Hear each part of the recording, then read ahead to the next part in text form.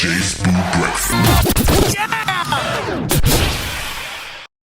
we go shopong. One, two, three. Good morning, Lebo. Welcome to the DJ's Food Breakfast.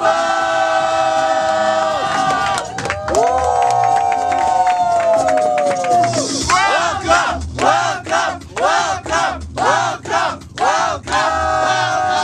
A little bit, I'll keep on taking you back and forth, and a little bit of like how you started and how you created.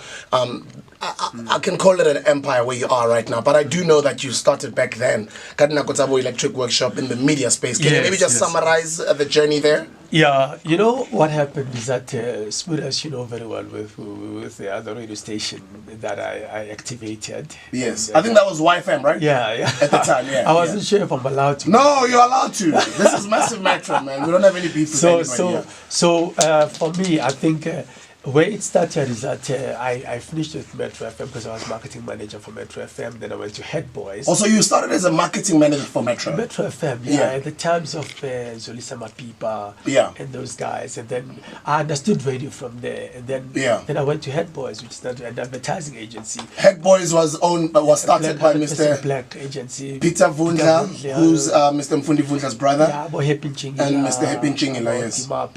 Okay. So I worked there, but then I stopped working there because I just felt that there's so much opportunity in South Africa to start something new, and I was very interested in entertainment. So I started a club called Insomnia in the Lebo. So I brought a new place because I thought, there was a great need for entertainment in the black people were not being entertained in the suburbs. They were always in Hillbrow and those areas. I remember that nightclub. I was young too. Yes, I was not even allowed to get into clubs that time. But I think the older guys would remember Insomnia. Exactly. It was a very popular club. Yeah. And then there was a Tish Mateas that time, Yes. and who opened another club that competed with me. But after that, then I decided to go into entertainment itself. I started Gunguluza Entertainment. So what happened is that after a while, I engaged with YFM, and I said to them, look, I come from Metro FM. I've got experience in radio. I can activate your radio station to a big market that I own, because I always believe that it's very important to own the market, and that so you can sell that market comfortably.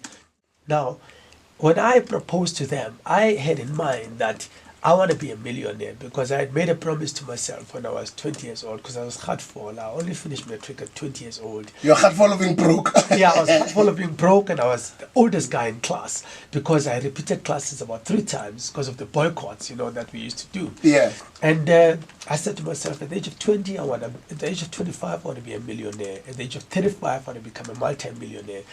At the age of 45, I want to become a billionaire. So for me, I was hitting 25, 26 that time. And I said, no, let me do something different. I approached the radio station and I said, look, if I activate your brand, because you want to reach the youth market, the quality market, and I already have it because they party with me all the time.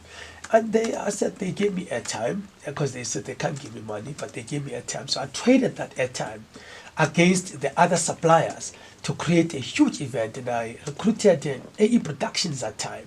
I remember AE Productions was owned by one of the guys, is the guy that owns Kong. That's it. Harem and Moloko's name is Stefan, right? In fact, I introduced them to the black market because they knew nothing about the black market. Yeah. So Stefan didn't know anything. That's how he ended up in the black market. I brought him there, and then we did the Quite a Storm. That event was so huge that I made my first million. Okay, so moving from moving from Metro, you're doing gigs with YFM, but you were not strictly working for one radio station. Yeah. You're begging these different accounts, right? Yeah. But I mean, just like myself, for me, I've had it a little bit, not difficult, but being in the music industry and working for radio stations opens you up to a lot of opportunities. That's it. When did you know that you could diversify and get into other businesses? Yeah, I mean, after a while, I just thought to myself, it's important that I look into a more stable environment, because the entertainment industry was starting to be finicky, where I'd manage artists and then the next minute people don't pay, and promoters don't pay, and all of that. So who are some of the artists that you were busy with? I obviously, when I was with Kalawa, I was looking. I first, I discovered Tembi and the team, Boom Shaka, and then I introduced them to Oskido and the guys, and they produced Boom Shaka. And then I also then later on introduced Bongo Muffin while I was with Kalawa in terms of like managing and building them up. And then later on then in my life, I then had Andile, you know, oh, Butio. That's it. Yeah. I had Andile. Andile Kumbuleka. Yeah. For those, actually, young people don't know, Andile is not from Kumbuleka. Andile used to be an artist. She used to sing, guys, before presenting Kumbuleka. Yeah. So she was then under the management of my company, and then I introduced what you call Mandoz, not Cheese Corp.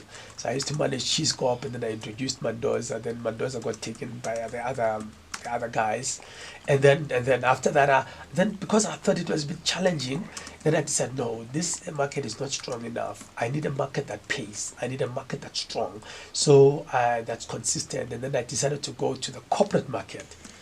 So I restructured my business. So I introduced a company called Corporate Fusion, and then Corporate Fusion was because I said to myself, I want to diversify, move away from artistry, but go into media. So I went to a publishing house called Penta Publications. Penta Publications used to produce the first black magazines, and they used to produce the Tribute Awards. There was a magazine called Tribute magazine. Yeah. So I learned a lot from there. So I introduced my own awards a year later called the Soweto Awards, where I honored Mandela and the other guys.